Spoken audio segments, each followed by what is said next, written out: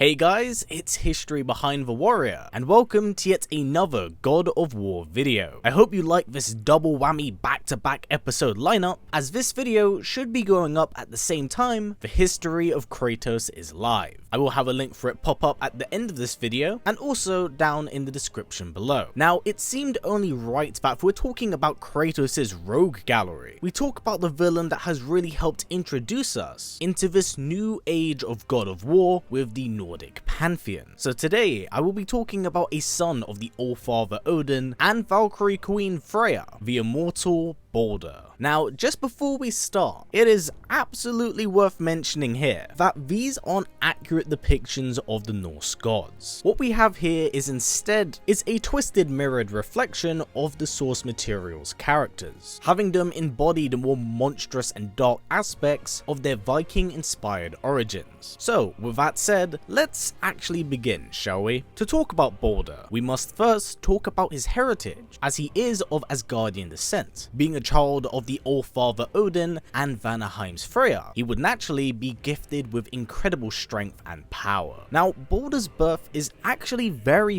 important, as it somewhat symbolizes and represents a coming of age for the realm of Asgard. Before this point, the Aesir gods of Asgard had been in a very long blood feud with the Vanir gods of Vanaheim. This conflict would last for centuries until the leader of both respective clans would come together and marry. So Baldur could be seen as the somewhat pride and joy of these two tribes, as it did build bridges and usher in an era of peace. But this is quickly where the tale does fall apart. The House of Odin was a rather hostile one, as the Aesir gods really embodied their warrior spirit lifestyle, and they fought as hard as they drank.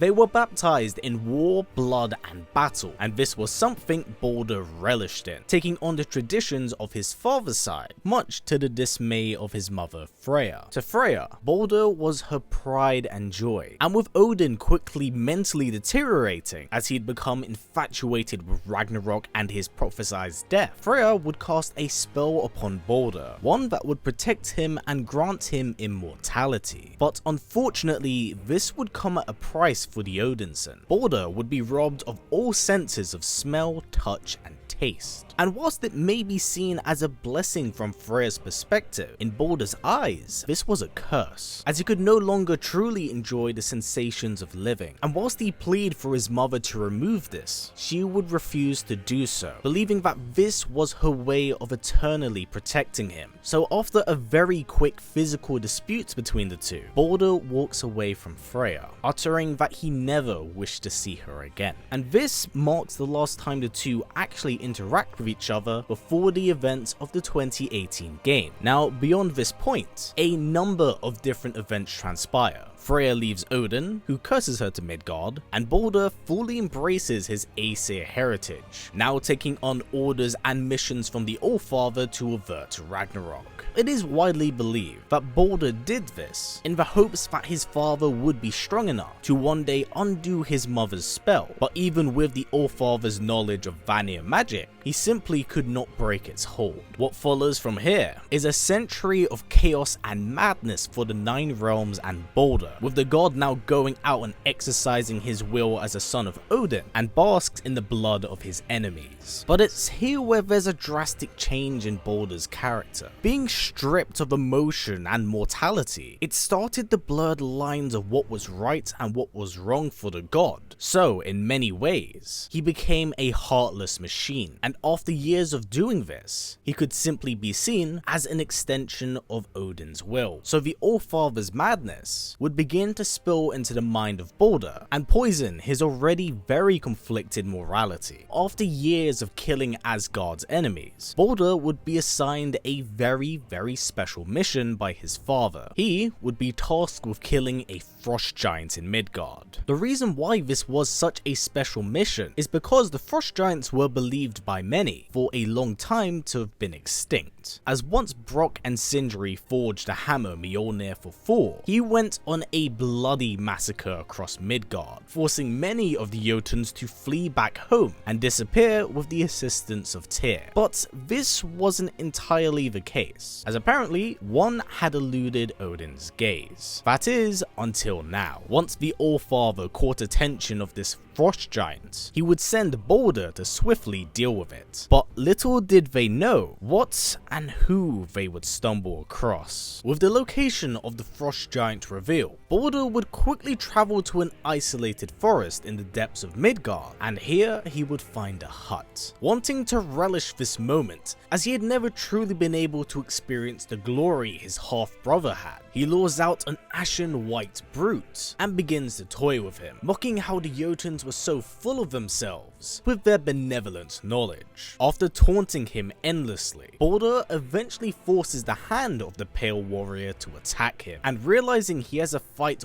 worthy of his full attention, Baldur would strike back and uppercut the ashen warrior through his rooftop and into the back of his home. Their battle would shatter the very foundation of the forest, splintering the trees and crackling the earth beneath their feet as they trade blow for blow. But during this battle, Baldur realizes that he is protecting something. He's hiding someone within his home, and curious, the Aesir god tries to force his way into the house, but this guardian would have none of it, sending him crashing throughout the land and even collapsing a pillar on top of him. But much to his shock and horror, Baldur still stands and reveals that even now, this means nothing to him, as he feels nothing. So whilst the battle is very back and forth, Baldur does have his neck snapped and is dropped off a cliff. But it does not spell the end for the Odinson, as his pursuit is far from over. Following this, Baldur would return back to Asgard and would recruit his two nephews, Magni and Modi. But before he begins to track them down, he wants to truly know what exactly he's going up against. So Baldur would travel back to Midgard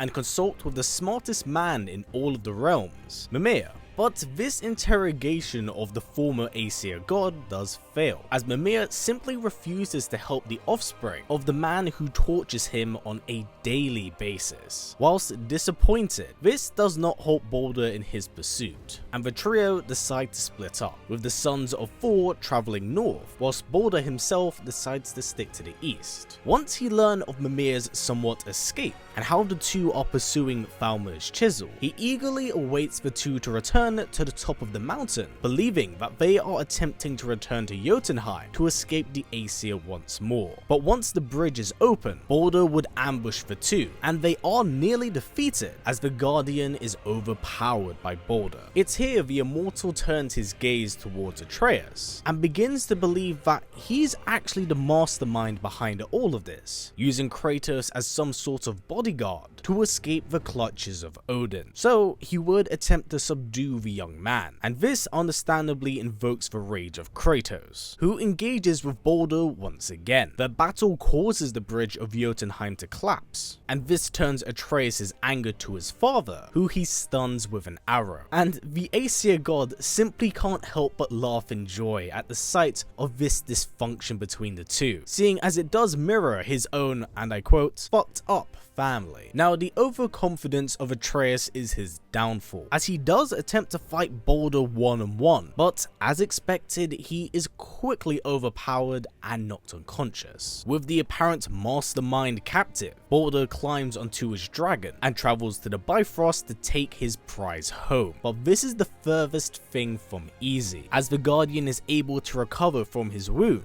and battles Baldur atop his dragon. The Aesir god is able to shake him off, but not before he can wound his dragon's wings, causing it to crash atop the Bifrost. Regardless of this, Baldur is able to lock in Asgard on the Bifrost and prepares for the inevitable defeat of the duo. But in a final ditch effort, the Guardian is able to alter the destination of the Bifrost, and instead, the three are pulled into the dreaded realm of Helheim. So, once again, Baldur is denied his glory and victory. Now, this is a realm that Baldur really doesn't want to be cast into. You see, Helheim is one of the very few realms where the Aesir gods can truly die and suffer, as the cold winds can pierce through your godhood. The realm itself is built on the foundation of agony, death, and suffering, so it will actively torture you as you attempt to escape from it. Something that Baldur very quickly succumbs to, as he's forced to once again relive the painful memory of his last interaction with Freya, and how he feels like he was too weak to kill her for cursing him. Whilst he's robbed of his senses,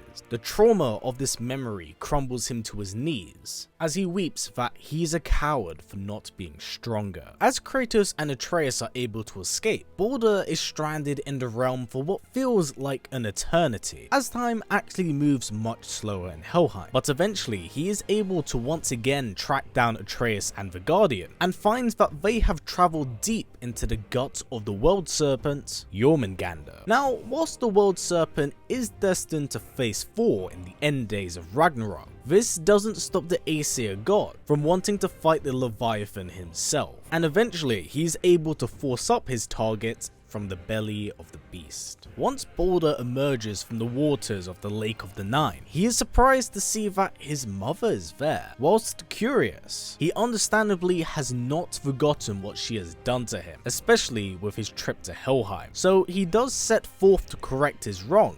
But it's here where he's stopped by the man in white. Kratos warns him that the path he walks is one that will only spell more pain and suffering, but Baldur does not heed his words, and not wanting to let this opportunity slip through his fingers, he and Kratos break into another fight, but not before something truly remarkable happens.